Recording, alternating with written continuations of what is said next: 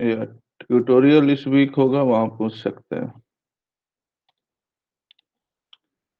Okay.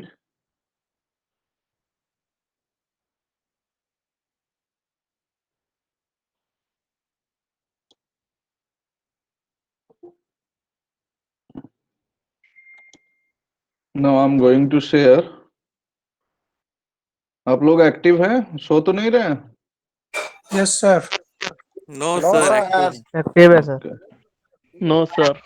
Okay, thank yes you. Sir.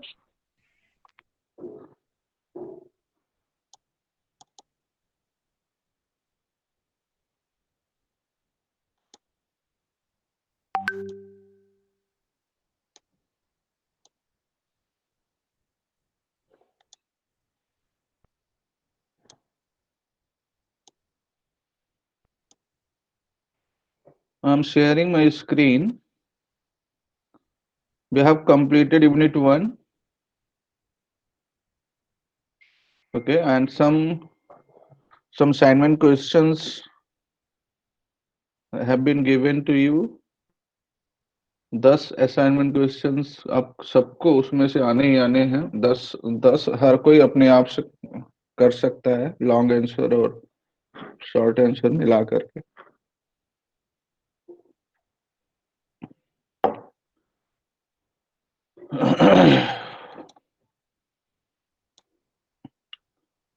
ठीक है, तो आगे चलें, सेकेंड यूनिट में चलें। Yes sir.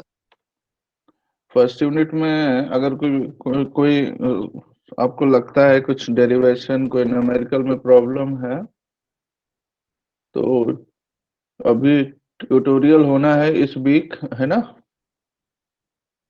उसमें आप लोग पूछिए, ठीक है, जरूर पूछिए। ठीक है, यूनिट 2 मॉडर्न फिजिक्स की है। मॉडर्न फिजिक्स में we have to discuss starting from black body radiation to Heisenberg uncertainty principle and their applications. These all are the parts of modern physics. Please listen. Hello, मेरी आवाज सुनाई दे रही? Audible हूं मैं? Yes yes yes sir. Sir. Sir. आवाज yes स्पष्ट sir, है? Audible. आवाज स्पष्ट है? सही बड़ी।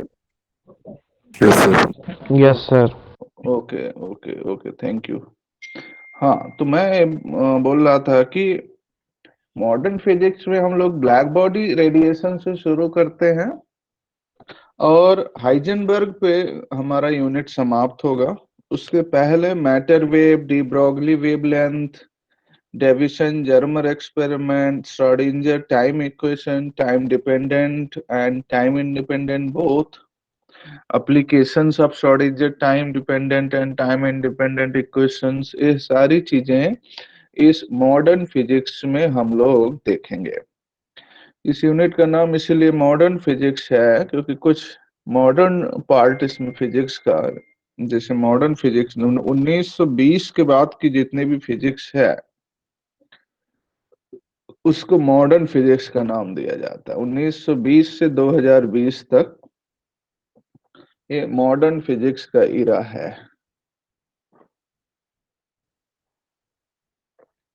अब जैसे हम लोग हीट ट्रांसफर की बात करें, इस दुनिया में सबसे इम्पोर्टेंट है क्या? आप में से बता सकता है कोई? सबसे इम्पोर्टेंट चीज इस, ठीक है, दुनिया में क्या है? Energy. Energy. Very good, okay. सबसे यस सर। इम्पोर्टेंट है ऊर्जा या एनर्जी, किसी भी रूप में हो सकती, पैसे के रूप में भी हो सकती है एनर्जी, है कि नहीं? ये जमीन के रूप में भी हो सकती है, ताकत के रूप में भी हो सकती है, हीट के रूप में भी हो सकती है, टेम्परेचर के रूप में भी हो सकती है, ठीक है ना? लोगों के रूप में भी हो सकती है, फैमिली के रूप में भी आपके पास एनर्जी हो सकती है। इस ब्रह्मांड में सबसे बड़ी चीज है एनर्जी। और आइंस्टाइन से पूछा गया कि तुम गायत्री मंत्र का जाप क्यों करते हो, तो उसने कहा नहीं नहीं, ये जो गायत्री मंत्र नहीं है, तो ऊर्जा का मंत्र है, और मैं इस पूरे ब्रह्मांड में केवल ऊर्जा की पूजा करता हूँ। I do just for worship of energy. मैं इस पूरे जगत में, इस पूरे संसार में केवल एनर्जी की पूजा करता हूँ।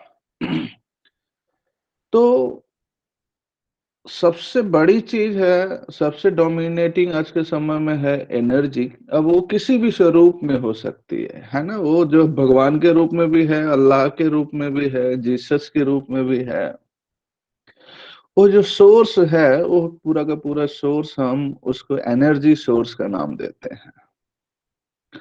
अब एनर्जी है तो उसका ट्रांसफरेंस भी है, एक जगह से दूसरे जगह तक उसका फ्लो है, उसका ट्रांसफर है। और एनर्जी ट्रांसफर के 3 सबसे आसान वैज्ञानिक पद्धति आपको पता है ना।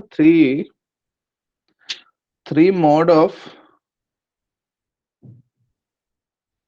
आपको मालूम है नहीं? पहला क्या है? फर्स्ट प्रोसेस का नाम क्या है? कन्वेंशन। छठी सातवीं से भी है Convention. ना। हाँ, यस, है ना। फर्स्ट प्रोसेस है, फर्स्ट मोड ऑफ ट्रांसफरेंस है। आई थिंक मैंने बहुत बेसिक से शुरू किया है, किसी को दिक्कत नहीं होनी चाहिए, है ना भैया? अगर दिक्कत हो तो जरूर पूछिए, जहां पे भी थोड़ा सा डाउट हो पूछे। तो एनर्जी ट्रांसफरेंस की मैं बात कर रहा था। तीन फंडामेंटल है, बेसिक प्रोसेसेस है, आप सबको पता है। पहला है कन्वेक्शन, ठीक है। दूसरा है कंडक्शन, और थर्ड वन है, रेडिएशन। Radiation. है ना, थर्ड वन है रेडिएशन, ठीक है। अब उसी जो रेडिएशन में, क्योंकि बहुत बड़ा एरिया है रेडिएशन का, बहुत बड़ा क्षेत्र है ना। कई यूनिट्स, कई कोर्सेस इसमें बन सकते हैं केवल रेडिएशन फिजिक्स में, है ना। जैसे फॉरेन के विश्वविद्यालयों के आप अगर सिलेबस जो है देखें, तो उसमें बीटेक इन रेडिएशन फिजिक्स है, केवल रेडिएशन पर पूरा बीटेक है। फिर उसके बाद उनके मास्टर्स हैं, फिर उसमें पीएचडी है। तो रेडिएशन अपने आप में ही बहुत बड़ा एरिया है। अब उस जो रेडिएशन में आपकी एक यूनिट में छोटा सा टॉपिक यूज किया गया है, ब्लैक बॉडी रेडिएशन, है ना। तो ब्लैक बॉडी जो रेडिएशन में 2 चीजें हैं, एक तो ब्लैक बॉडी है और दूसरा रेडिएशन है। रेडिएशन आप सब जानते हैं, रेडिएशन एनर्जी ट्रांसफर का एक ऐसा मीडियम, एक ऐसा प्रोसेस है जिसमें मीडियम की जरूरत नहीं होती है कि नहीं?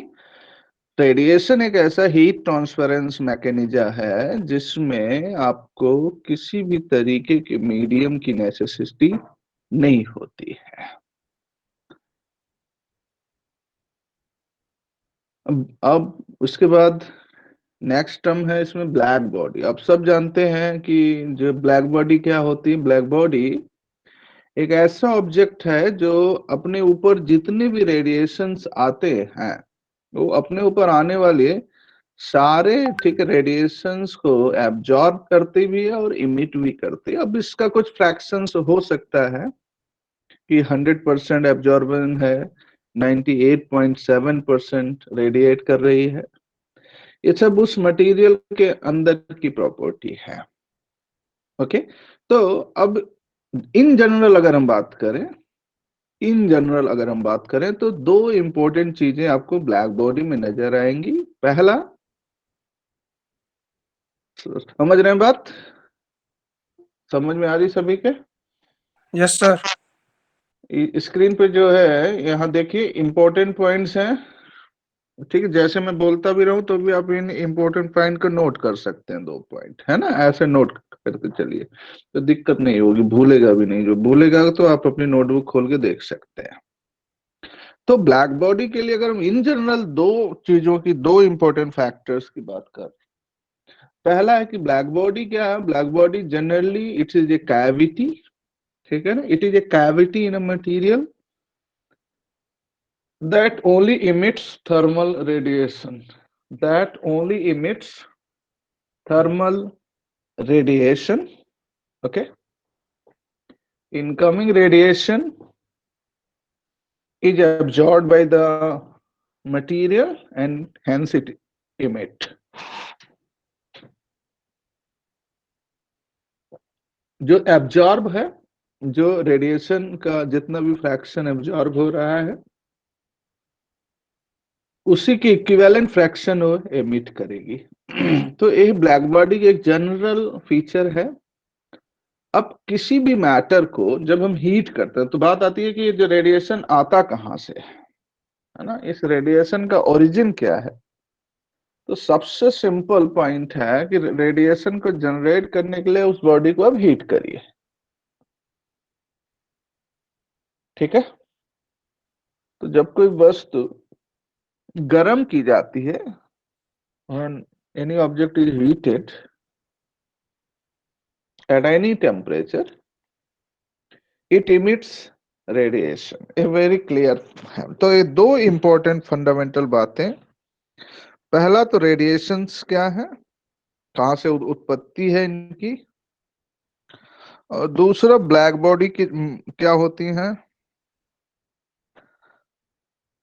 अब इसमें बहुत सारे साइंटिस्ट का कंट्रीब्यूशन है। आपके कोर्स में जो है, अगर हम कोर्स की बात करें तो उसमें प्लैंक्स लॉज हैं। आपके कोर्स में प्लैंक लॉ ऑफ रेडिएशन है, planks law of electromagnetic radiation जिसको आप बोल सकते हैं, और उसके डिफरेंट फॉर्म्स हैं। प्लैंक्स लॉ के जो डिफरेंट वेवलेंथ के लिए, लॉन्गर के लिए प्लैंक्स लॉ, रेले जीन्स लॉ, स्मॉलर के लिए वीन्स लॉ, मतलब कई सारे इसके अपने सब पार्ट हैं प्लैंक्स लॉ के। तो ब्लैक बॉडी में हम सबसे पहले प्लैंक्स लॉ को ही ले रहे हैं, प्लैंक्स लॉ ऑफ रेडिएशन, और इसका जो कंसेप्चुअल पार्ट है वो ले रहे हैं। आगे चलें, दूसरा स्क्रीन शेयर करें, और दूसरा पार्ट यस सर। कितना हो गया दुबे का? हाँ बोलिए। सर हाँ दुबे सर जी बोल। सर जो ब्लैक होल्स होते हैं सर जो ब्लैक होल्स होते हैं सर उनको ब्लैक बॉडी कह सकते हैं हम लोग? हाँ नहीं, ब्लैक होल्स को जो है, ब्लैक होल जो है दूसरी चीज हो गई है ना। ब्लैक बॉडी इन जनरल आप किसी भी बॉडी को कह सकते हैं, है ना। सारे ब्लैक होल जो है ब्लैक बॉडी जो नहीं होंगी, लेकिन सारी बॉडी जो है ब्लैक बॉडी है अगर उनके अंदर कैविटी है। और कैविटी सब में होती है, बस फ्रैक्शन का अंतर है ना, जो 10%, 20% की, 99% की, 99.8% है ना। ठीक है सर। अब नेक्स्ट पॉइंट है प्लैंक्स का जो हाइपोथेसिस है ना।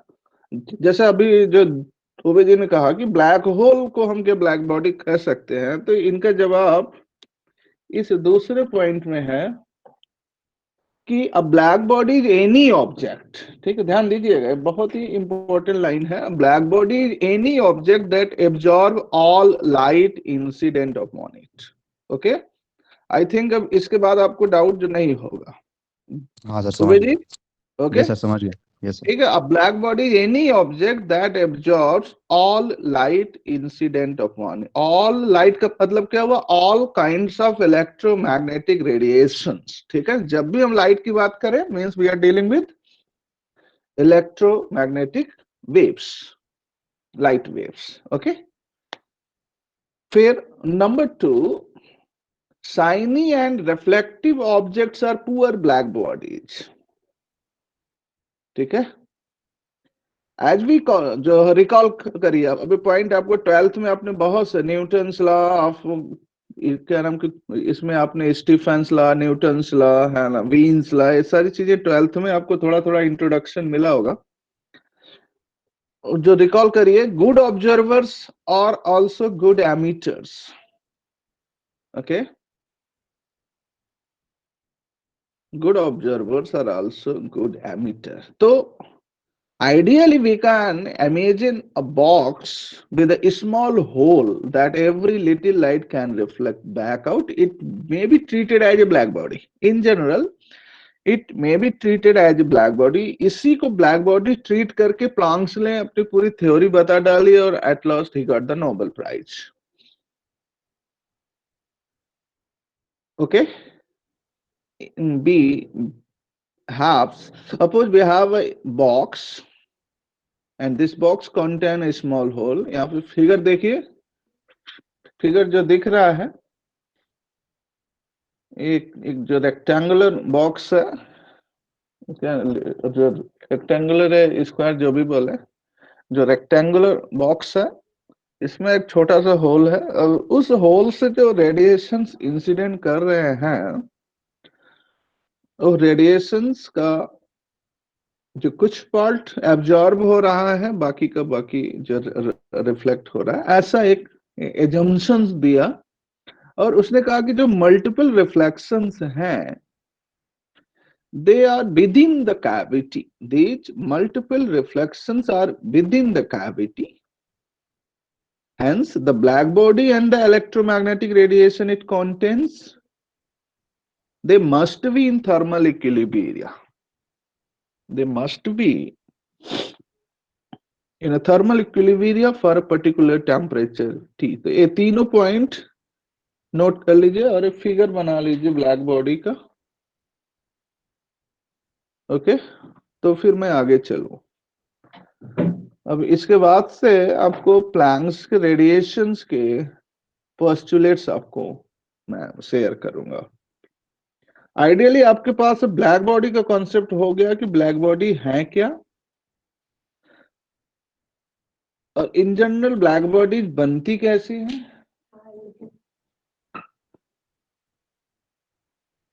प्लीज इसे नोट करिए फिर आगे बढ़ते हैं.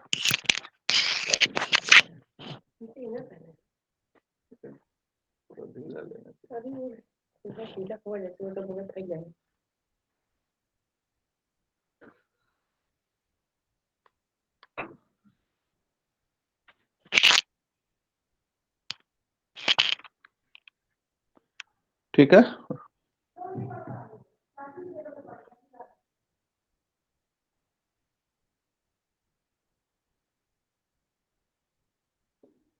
आगे चले. नोट कर रहे नहीं कर रहे.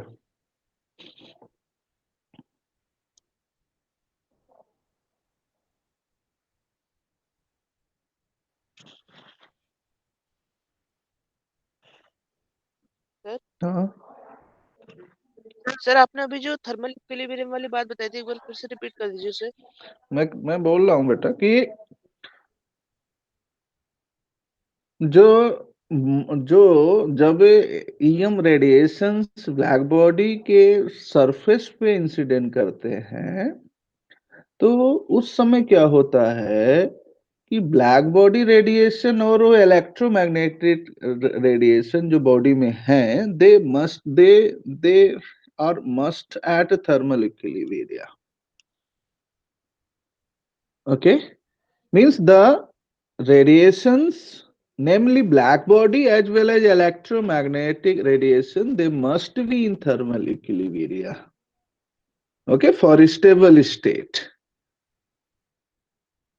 ठीक है, फॉर स्टेबल स्टेट जो ब्लैक बॉडी जो बॉडी के अंदर ठीक है रेडिएशंस बन रहे हैं मल्टीपल जो रिफ्लेक्शंस के कारण, और जो इलेक्ट्रोमैग्नेटिक वेव्स हैं उन दोनों के टेम्परेचर में बहुत ज्यादा डिफरेंस नहीं, ना के बराबर है. They are at same temperature, hence they are called as thermal equilibrium.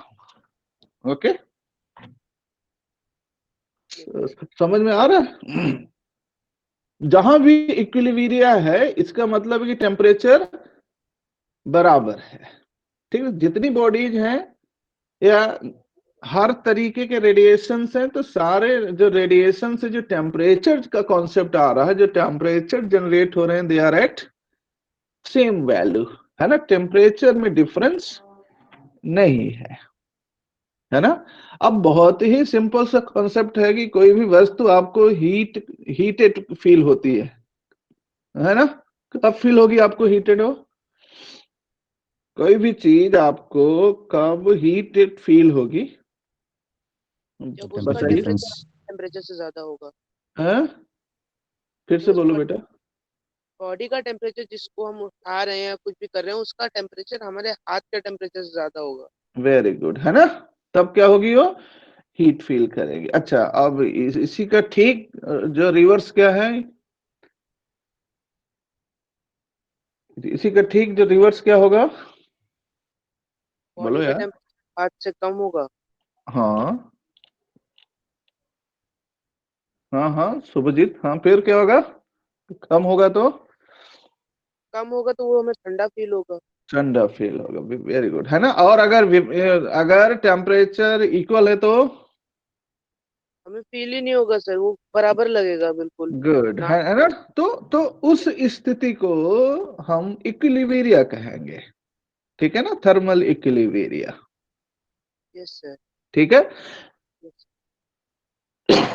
आगे चले अब।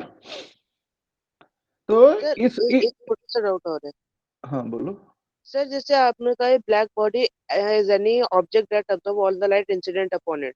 And okay. Sir black body वो होती है सर जो एक ही बारे में पूरे लाइट अब्जॉर्ब कर सकते हैं, तो फिर ये अंदर ही अंदर रिफ्लेक्ट क्यों कर रहा है सर लाइट को? अरे अंदर अंदर भाई, अंदर जब लाइट आ चुकी है तो है क्या उसमें? उसमें लाइट में क्या होती है? लाइट में क्या होगी? This electromagnetic radiation contains oscillations, multiple oscillations of electric and magnetic field vectors. Yes sir.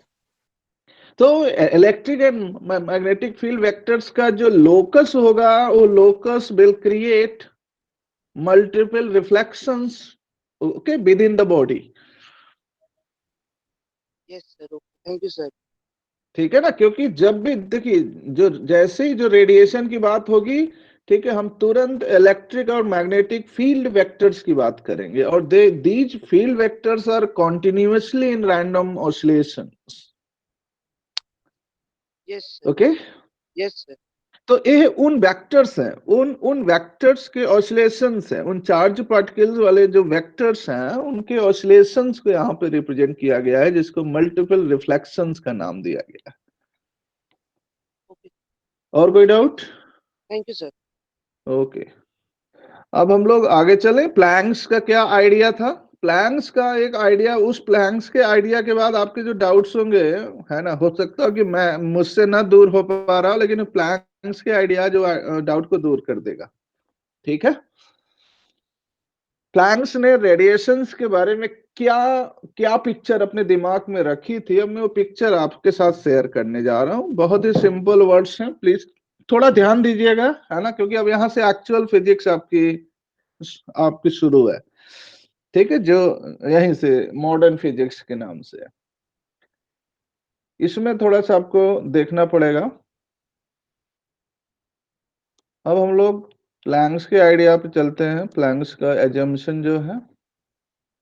अब देखिए नेक्स्ट स्क्रीन प्लैंक्स हाइपोथेसिस है। ठीक है, दिख रही है? Yes sir. पहला चीज उसने कहा कि हमारा जितना भी ऑब्जर्वेशन है, Planck suggested that the correct results could be obtained if the energy of oscillating electron is taken as discrete rather than continuous. Okay, देखिएगा, है ना, सबसे इंपॉर्टेंट बातें यहीं से शुरू की। यहां से उसने क्वांटम का कॉन्सेप्ट दिया। जो रेडिएशन का क्वांटम थ्योरेटिकल पोर्शन है, यहां से उसने क्वांटम का पूरा कॉन्सेप्ट दिया। उसने कहा कि जो एनर्जी है किसकी किसकी energy associated with electromagnetic waves, okay, और आती कहां से है वो? ऑसिलेटिंग इलेक्ट्रॉन से। ठीक है ना? यस तो energy of oscillating electrons, it must be treated as discrete rather than continuous. Okay, first point था कि कॉन्टिन्यूअस एनर्जी नहीं है, बल्कि वो एनर्जी, इलेक्ट्रॉन की जो एनर्जी है, वो एनर्जी छोटे छोटे पैकेट्स के फॉर्म में है, और एनर्जी के उन पैकेट्स को हम क्वांटा कहते हैं। बाद में इलेक्ट्रोमैग्नेटिक रेडिएशंस के लिए एनर्जी के इन्हीं छोटे छोटे पैकेट्स का नाम फोटॉन रख दिया गया। पहले उनको नाम दिया गया quanta, and later on they will known as, ठीक है, nowadays they are known as photons. तो पहला पॉइंट ये रहा उसका, ठीक है। दूसरा, black body chamber is filled up not only with the radiations but also with the simple harmonic oscillators of molecular dimensions. They can vibrate with all possible frequency, ठीक है।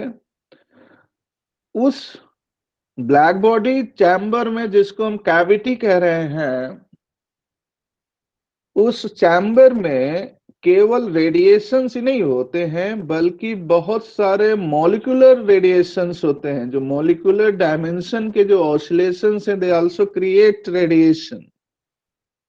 तो इलेक्ट्रॉन्स के ऑसिलेशंस तो होते ही होते हैं, साथ में मॉलिक्यूलर डायमेंशनल ऑसिलेटर्स उस ब्लैक बॉडी में होते रहते हैं, और उन मॉलिक्यूलर डायमेंशनल ऑसिलेशंस का जो फ्रीक्वेंसी है, वो सभी पॉसिबल फ्रीक्वेंसी रेंज की हो सकती है, ठीक है। नेक्स्ट पॉइंट है, the frequency of radiation emitted by an oscillator is same as the frequency of its vibration, ठीक है। जितनी फ्रीक्वेंसी के वाइब्रेशंस होंगे, उतनी ही एनर्जी कोई भी ऑसिलेटर हमेशा एमिट करेगा, है ना। फ्रीक्वेंसी का मतलब है वेवलेंथ, ठीक है। ध्यान दीजिएगा, जहां जो फ्रीक्वेंसी वर्ड यूज हो रहा है, वेवलेंथ की बात कर रहा है। मतलब an oscillator cannot emit energy in a continuous manner. It can emit energy in a multiple of a smaller unit called photon. अब आपको मालूम है कि जैसे किसी भी पर्टिकुलर वाइब्रेटिंग ऑसिलेटर की फ्रीक्वेंसी न्यू है, तो उस ऑसिलेटर से एसोसिएटेड एनर्जी क्या होगी, एच न्यू होगी, ठीक है। और if there are N oscillations, तो टोटल एनर्जी कितनी होगी, एन एच न्यू होगी। तो E for nth vibrations, this En equals to NH nu। इसको नोट कर लीजिए, इसे पूरा जो स्क्रीन पे पॉइंट्स ठीक दिख रहे हैं, इसे नोट कर लीजिए। थोड़ी सी फॉन्ट छोटी है,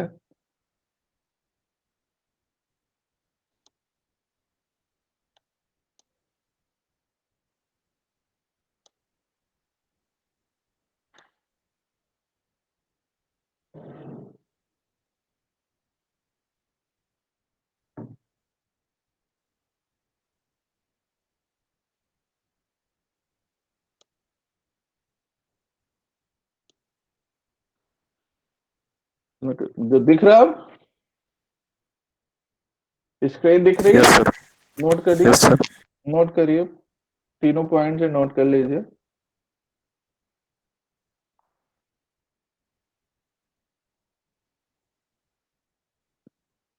काफी बड़ा टॉपिक है,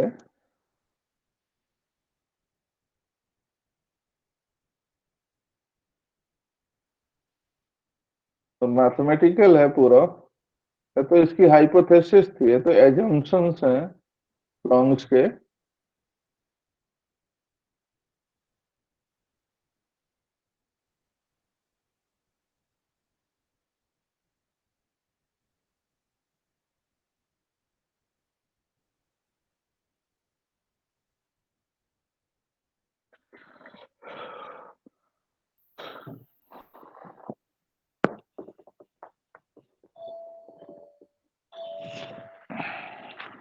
नोट करिए, मैं आ रहा हूं एक से।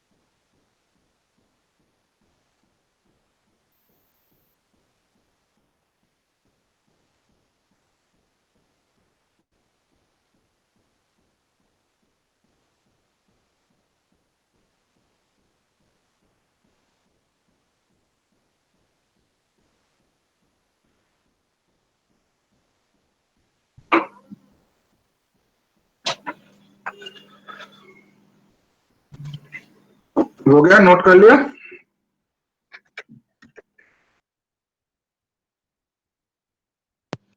इन पॉइंट्स में कुछ ना समझ में आ रहा हो तो प्लीज बताइए। इन एजम्पशंस में जो हाइपोथेसिस है, अगर इसमें कुछ ना समझ में आ रहा हो तो प्लीज बताइए।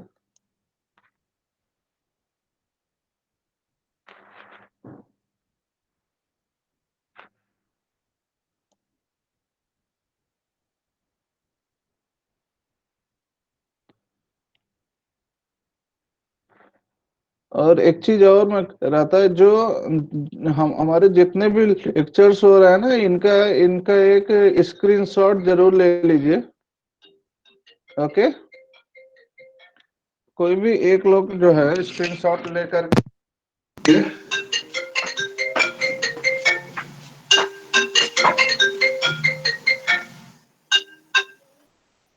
हाँ हाँ मैडम जी,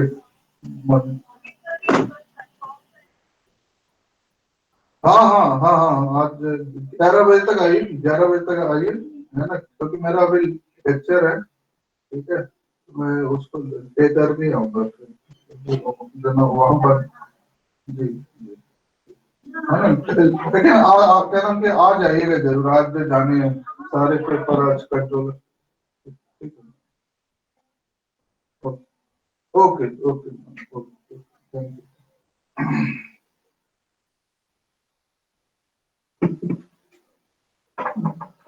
सर थर्ड पॉइंट समझा दीजिए। हाँ भैया, थर्ड पॉइंट। अच्छा, तो पहली चीज तो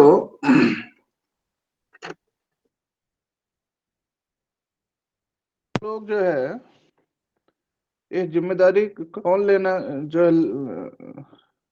है कोई यस सर, जरूर ले लेते हैं स्क्रीनशॉट। एक जिम्मेदारी मैं ये जो देना चाहता हूँ फेयर वे में, है ना, कि कितने लोगों ने अटेंड किया, स्क्रीनशॉट एक, ठीक है ना, अपने पास भी जो रखिएगा, और जब मैं मांगूंगा तो प्लीज हमें जो है उन सारों को भेज दीजिएगा, सबको एक साथ कंपाइल करके। ओके, तो ये हेल्प जो है मुझे आपके एंड पे लेनी है आपसे, तो कौन करेगा ऐसा, प्लीज नाम बताओ,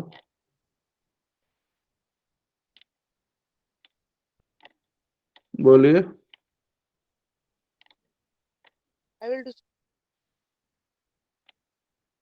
ओके, प्रभुजोत और शुभजोत।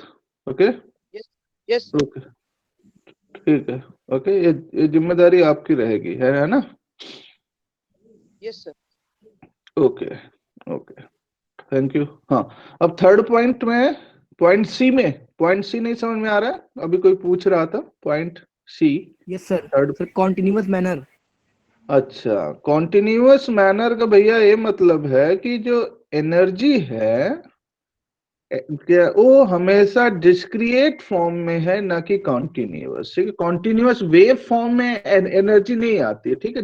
डिस्क्रिएट का मतलब है क्या, कि जो पूरी की पूरी एनर्जी है, वो पूरी की पूरी एनर्जी छोटे छोटे स्मॉलर पैकेट्स में डिवाइडेड है, और हर पैकेट की अपनी एक इंडिविजुअल एनर्जी वैल्यू है, ठीक है। तो इसी कॉन्सेप्ट को हम क्वांटम कॉन्सेप्ट कहते हैं, ठीक है। मतलब the energy can be emitted और absorb in form of smaller multiple packets. Okay, ठीक है ना, इन्हीं स्मॉलर मल्टीपल पैकेट्स को हम क्या नाम देते हैं, फोटॉन। और एक पैकेट की एनर्जी होती है एच न्यू, एच सी अपॉन लैम्डा, जहां लैम्डा क्या है, उस पर्टिकुलर रेडिएशन की वेवलेंथ है, जिस रेडिएशन के साथ हम एनर्जी की परिकल्पना कर रहे हैं,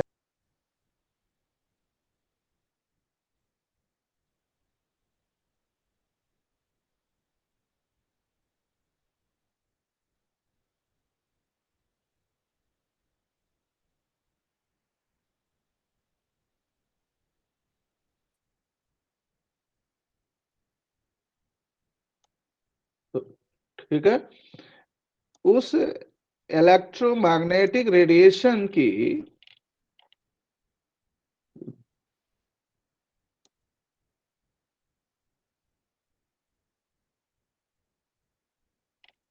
वो इलेक्ट्रोमैग्नेटिक रेडिएशन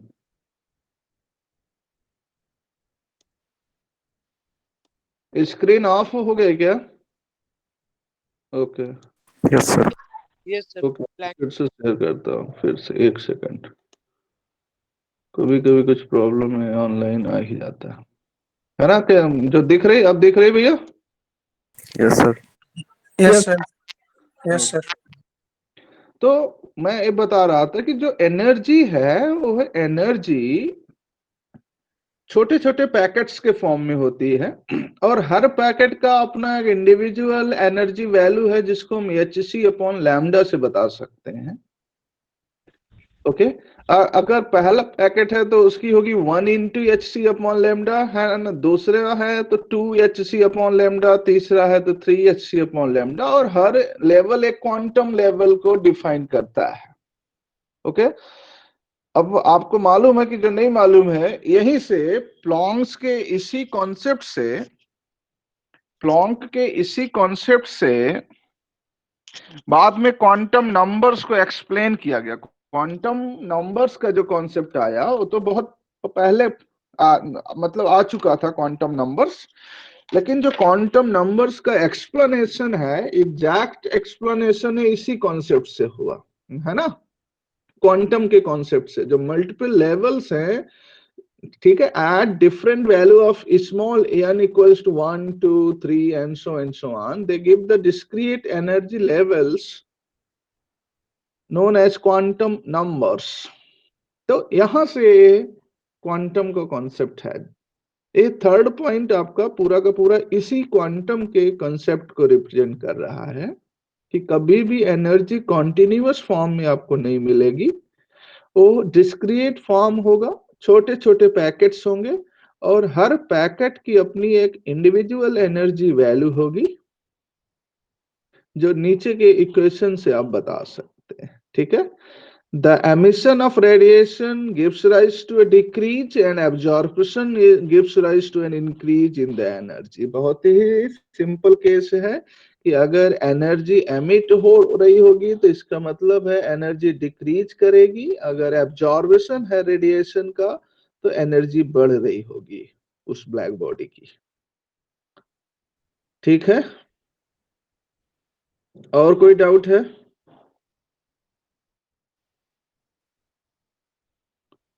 बोलिए। नो सर और कोई डाउट किसी को भी? 40-42 लोग हैं, और लोग नहीं। इजी लैंग्वेज में कॉन्टेक्ट। Excuse me sir. हाँ, कौन साहब बोल रहे एक्सक्यूज हैं? मी सर। कौन साहब बोल रहे हैं? सर क्वांटम थ्योरी सर आसान भाषा। सर मैं सौरभ बोल रहा हूँ। अच्छा, यस सर। क्वांटम थ्योरी आसान भाषा में क्या पूछ रहे हैं? यस सर इजी वे में। सर अच्छा, क्वांटम इससे थ्योरी भी पूछ आसान रहे हैं। भाषा, इससे भी आसान भाषा में। ओके, फिर यस से सर देखता हूँ, एकदम वन वर्ड में सर। मतलब आप जो ध्यान जो नहीं दे रहे हैं, मैंने कहा नहीं सर कि नेटवर्क बहुत इशू हो क्वांटम, रहा है, एकदम डिस्कनेक्ट हो जा रहा है। तो आपके एंड पे प्रॉब्लम होगी, हमारा लोगों का चल रहा है भाई, हो सकता है यस कि सर। कोई दिक्कत हो, मौसम यस भी सर। नहीं सही है, इस कारण से प्रॉब्लम हो सकती है। अच्छा, खैर, मैं आसान शब्दों में आपको कहानी सुना रहा हूं। आसान वर्ड्स में पहली चीज प्लांक्स का हाइपोथेसिस है। आसान वर्ड्स में पहला चीज प्लांक ने कहा कि जो ब्लैक बॉडी रेडिएशंस हैं, ये ब्लैक बॉडी रेडिएशंस एनर्जी के फॉर्म में हैं, ये एनर्जी के फॉर्म में है, और एनर्जी का ये जो फॉर्म है ये कॉन्टिन्यूअस नहीं है बल्कि ये डिस्क्रिएट है, अलग अलग है, अलग अलग पैकेट्स के रूप में एनर्जी इंसिडेंट करती है और एमिट करती है, मतलब अलग अलग पैकेट्स के रूप में एनर्जी कोई भी पदार्थ ग्रहण करता है और कोई भी पदार्थ एनर्जी को लूज करेगा उन्हीं पैकेट्स के फॉर्म में। और हर एनर्जी बंडल की, हर एनर्जी पैकेट की अपनी एक स्पेसिफिक वैल्यू होती है जिसको हम एच न्यू से बता सकते हैं, और एक स्मॉलर पैकेट को हम फोटॉन का नाम देते हैं। बस इतना ध्यान दीजिए आप, आसान शब्दों में पूरी कहानी इन्हीं 3 लाइन में आपको समझना है, ठीक है? सौरभ आ गया समझ में? सौरभ, जी सर। एनर्जी हमेशा छोटे छोटे बंडल्स के फॉर्म में चलती है, बंडल्स के फॉर्म में आपके जेब में आएगी और बंडल के फॉर्म में आपकी जेब से निकल जाएगी, और उन्हीं बंडलों को फोटॉन का नाम देते हैं। और एक बंडल की अपनी वैल्यू होती है, उस वैल्यू को आप एच सी अपॉन लैम्डा से निकाल सकते हैं, जहां पे सी क्या है, लाइट की स्पीड है, एच क्या है, प्लैंक्स कांस्टेंट है, लैम्डा क्या है, उस रेडिएशन की वेवलेंथ है जो रेडिएशन आपके पास तक आ रहा है, ठीक है? ये हो गई प्लैंक्स हाइपोथेसिस। अब इस हाइपोथेसिस के हेल्प से प्लैंक ने अपना रेडिएशन का फॉर्मूला दिया। नेक्स्ट हेडिंग है, हेडिंग डालिए। अच्छा, हाइपोथेसिस सब लोगों ने नोट कर लिया? हाइपोथेसिस जरूर note yes sir. Yes, sir. अब प्लैंक्स लॉ ऑफ रेडिएशन, अब यहाँ पे आते हैं।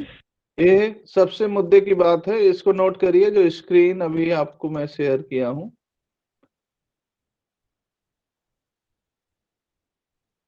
इसे नोट करिए please.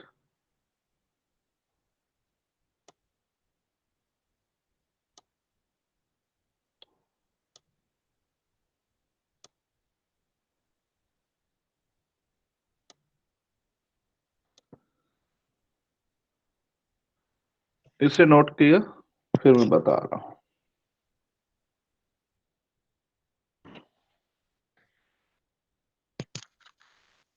Planks law of radiation, इसका स्टेटमेंट है,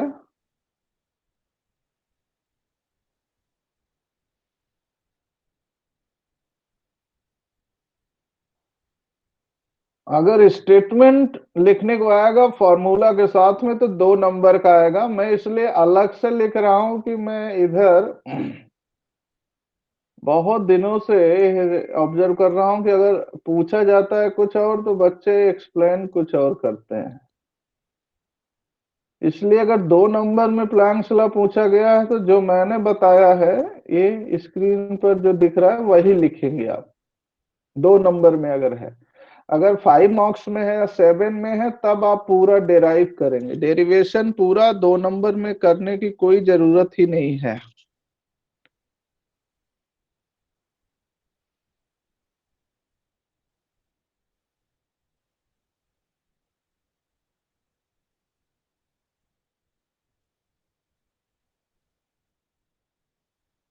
The energy density of heat radiation emitted from an enclosure at a temperature capital T in the wavelength range from lambda to lambda plus d lambda is given by, प्लॉन्क्स का radiation formula है जो बताता है कि किसी भी heat radiation से निकलने वाली total energy per unit volume, energy per unit volume को हमने यहाँ पे एनर्जी डेंसिटी के टर्म में लिखा है। तो प्लॉन्क्स का जो रेडिएशन का फॉर्मूला है, it is in form of energy density.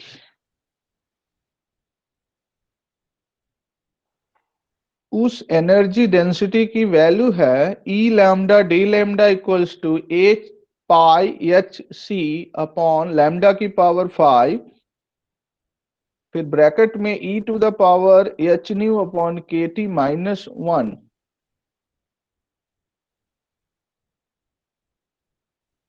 ये वैल्यू है।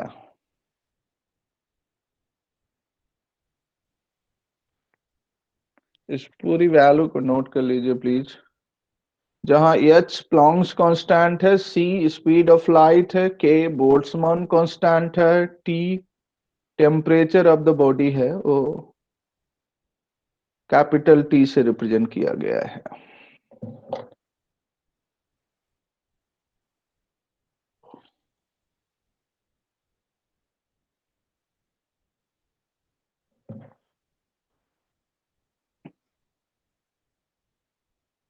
इतना नोट कर लीजिए, फिर हम लोग इसका डेरिवेशन नेक्स्ट टर्न पे देखेंगे।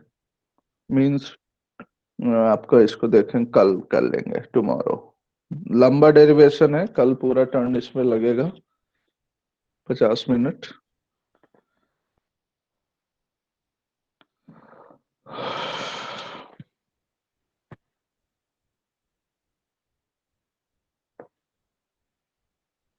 सर पीडीएफ शेयर कर दीजिएगा। हाँ, अभी अभी पहले पूरा हो तो जाए, यस सर। पूरा समाप्त हो जाएगा प्लांक्स रेडिएशन का कॉन्सेप्ट, फिर शेयर करूंगा।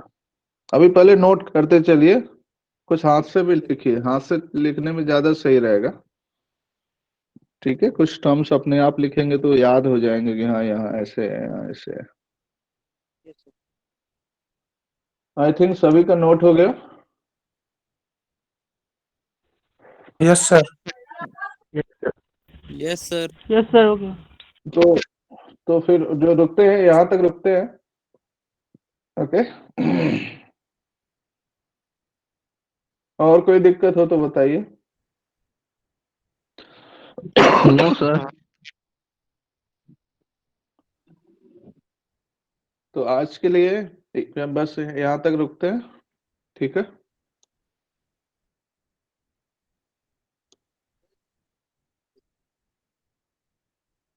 Thanks, have a good day. Same to you sir. Thank you sir. Thank you sir. Thank you sir. Thank you sir.